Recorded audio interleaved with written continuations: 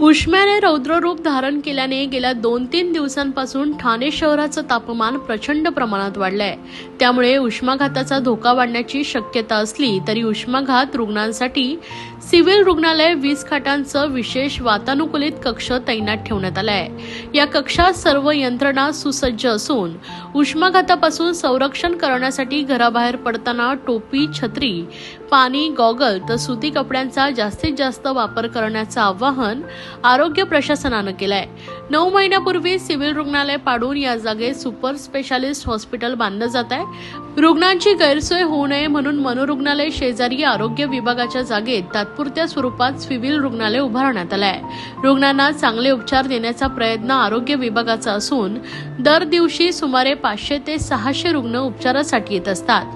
ठाणे जिल्ह्याचं तापमान 40 अंशावर पोहोचलं असून वाढत्या तापमानाचा त्रास नागरिकांना होण्याची शक्यता आहे। कोणाला उष्माघाताचा त्रास झालाच तर उपचारासाठी सिव्हिल रुग्णालय सज्ज झालंय। रुग्णालयात 20 खाटांचं वातानुकूलित विशेष कक्ष निर्माण केलं असल्याची माहिती जिल्हा शल्य चिकित्सक डॉक्टर कैलास पवार यांनी दिली आहे।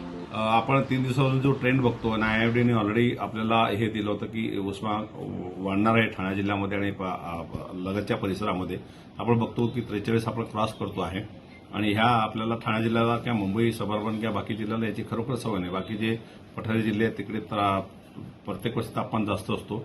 तर आपण इकडे मेनली आपण त्या दृष्टीने आरोग्याच्या दृष्टीने आपण सगळ्यांना सर्क्युलर करून काय काय काळजी घ्यावी त्याच्याबद्दलचं हॉस्पिटल मध्ये बेडची व्यवस्था आपण केलेली आहे। एसी वार्ड वगैरे करणं, त्यांना तिथे जे काही लागतील ते मेडिसिन्स वगैरे सगळं मुबलक प्रमाणात उपलब्ध करून दिलेले आहे आणि सगळ्यांना प्रायमरी ट्रीटमेंट असेल किंवा बाकी सेकंडरीसाठी काही लागेल तर सिव्हिलला आपण जवळपास 20 बेड त्यासाठी तयार केलेला आहे, जो एसी वार्ड असेल आणि आपण त्यासाठी ती सगळी काळजी घेतोय।